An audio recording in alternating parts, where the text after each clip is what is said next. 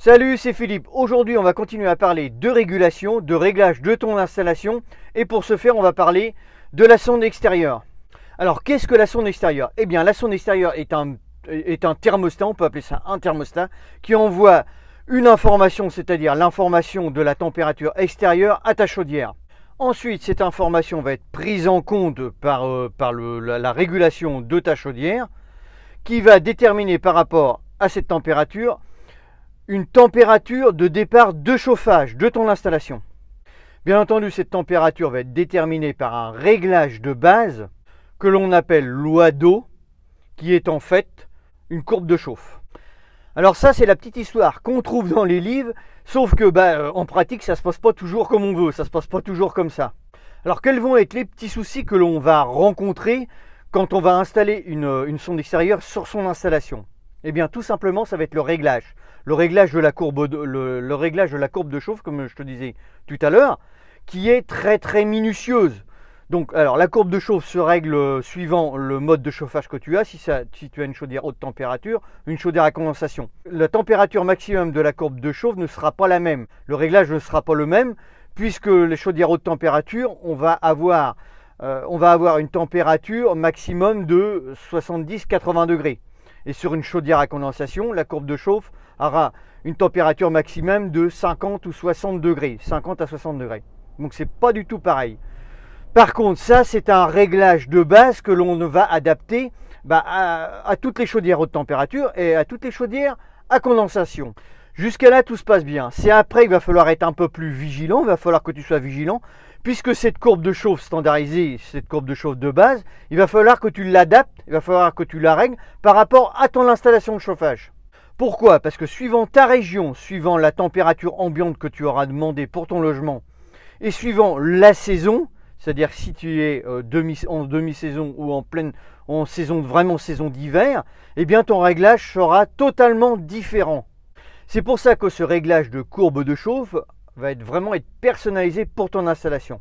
Forcément, ce réglage ne va pas se faire en une journée. Ça va peut-être prendre 2 ou 3 jours, voire une semaine. Donc concrètement, qu'est-ce que ça va t'apporter une fois que ce système est réglé? Eh bien, ça va t'apporter des économies d'énergie. Alors comment ça va fonctionner?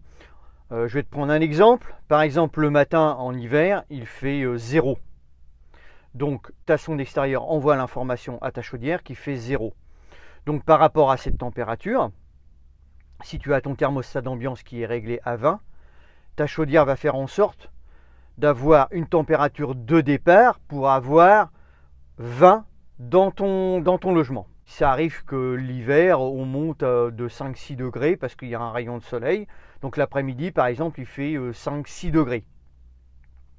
Donc forcément, tu as un delta de 5-6 degrés par rapport à la température du matin. Donc l'information est envoyée à ta chaudière.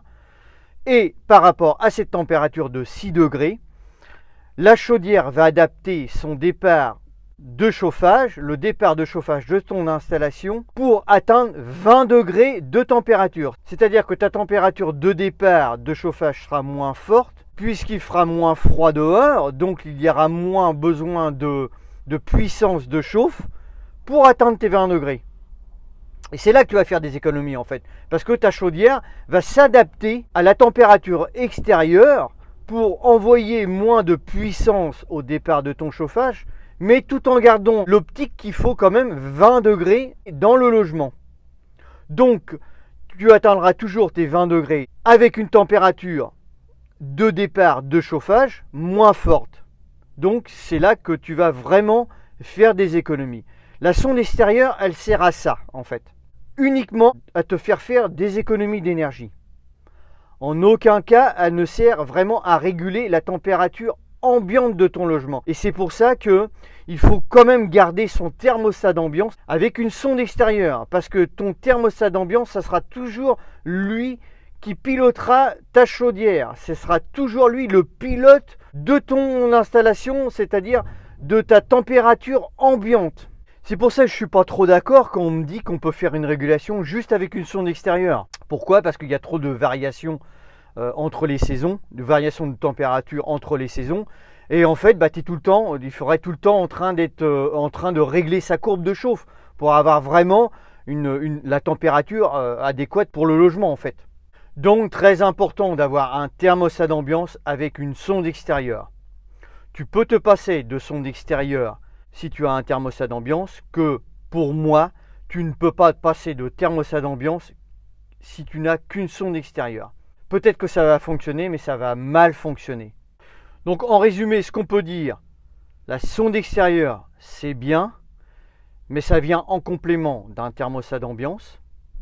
Pour que ça fonctionne, que ça soit vraiment au point, pour que ça fonctionne vraiment bien, il faut que la courbe de chauffe soit réglée, mais pas réglée sur une journée, il faut que ça soit réglé sur une semaine. Il va y avoir un réglage à faire sur une semaine, et ça c'est très très important pour vraiment affiner sa courbe, pour vraiment avoir quelque chose de cohérent par rapport à toute ta régulation, par rapport à toute ton installation et par rapport à ton thermostat aussi. Donc ça c'est très très important. Du coup, on peut se passer de son extérieur mais pas de thermostat. On ne peut pas se passer de thermostat rien qu'avec une sonde extérieure. Donc voilà, écoute, cette vidéo se termine. J'espère que ça va vraiment t'aider à comprendre un petit peu comment tout ça fonctionne, tout ce système fonctionne. Si tu l'as aimé, like, partage-la. Si tu arrives sur ma chaîne, abonne-toi, tu as le petit logo qui est juste là. Moi, je te retrouve sur une prochaine. Je te dis ciao, ciao. Salut, porte-toi bien.